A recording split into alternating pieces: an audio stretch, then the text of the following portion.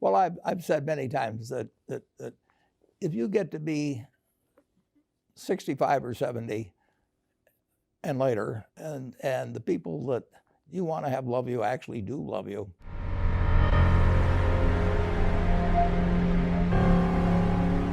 Warren, how would you define true success? Well, I've said many times that if you get to be 65 or 70 and later, and the people that you want to have love you actually do love you, you're a success. I've never seen anybody that reaches that age. I mean, I'm not talking about something that's in extreme poverty or pain or something, but I've never seen anybody that, if they have a lot of people that love them, that is other than happy. And I've seen some very, very wealthy people that they give testimonial dinners to and name schools after and everything. Nobody loves them. Their own kids would say, he's in the attic, you know. Okay. What are, say, 3 pieces of advice you would give to people who are looking to succeed in business? Well, by far the best investment you can make is in yourself. I mean, for example, communication skills. I tell the students that come that they're going to graduate schools and business, and they're learning all these complicated formulas and all that. If they just learn to communicate better, both in writing and in person, they increase their value at least 50%. You know, I mean, if you can't communicate, somebody says, you know, it's like winking at a girl in the dark. Nothing happens, you know, basically. And you have to be able to get forth your ideas, and that's relatively easy. I did it myself with the Dale Carnegie course. Some people wish I'd taken a shorter course now in terms of my talking later on, but it's just hugely important. And if you invest in yourself, nobody can take it away from you.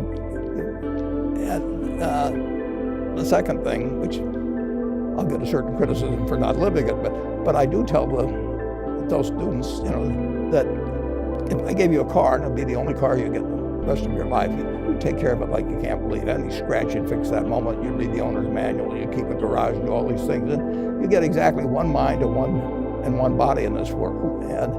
And you can't start taking care of it when you're 50. By that time, you'll have rusted out if you haven't done anything. So you should really make sure that you just remember that you just got one mind and body to get through life with and to do the most with it. What about life advice? Well, life advice is, you know, the most important thing, aside from the things I've talked about already, is really who you associate with. You want to associate with people that are better than you are. I mean, basically, you'll go in the direction of the people that you associate with, and you want to have the right heroes. You want people, if you want to emulate somebody, you better pick very carefully who you want to emulate.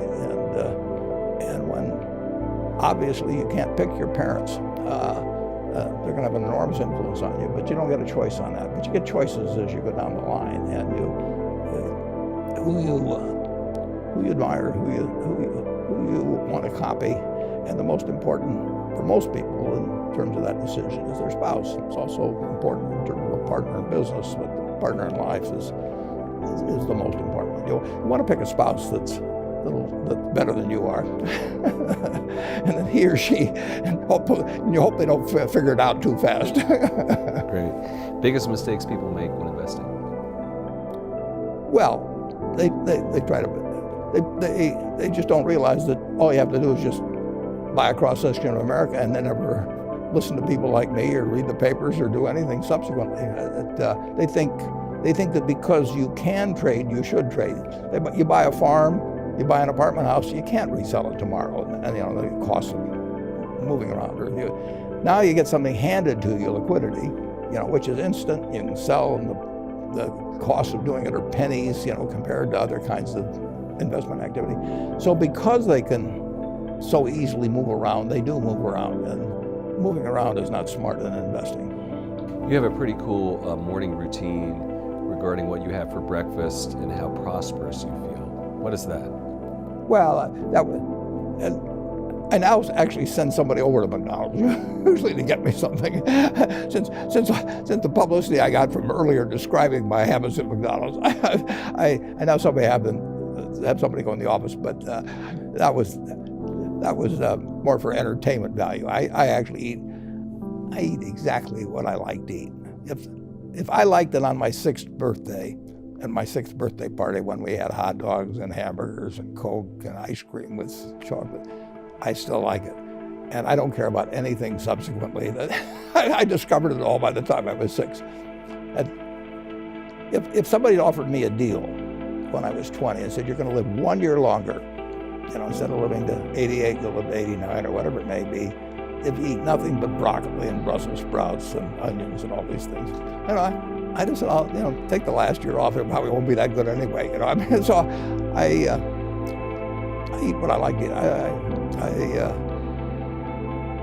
I'm not venturesome in that area. I like how you lumped in onions with broccoli and Brussels sprouts. Never heard that one. I just don't happen to like onions. But I don't put them in the same category. Okay. You and George H.W. Bush, I think. Is business school worth it? Depends on the person. Much more than it depends on the school. I wouldn't worry. Some people are going to get a lot out of advanced education, and some people are going to get very little. And I don't even think it's important that every person go to college at all. We have all kinds of jobs at 70 or so thousand a year, 80,000 a year. That college training is not of use. And I actually was not keen on going to college myself. Yeah, my dad kind of jollied me into it. He could get me to do anything. But if they'd had an SAT test in those days, he would have taken the test for me. but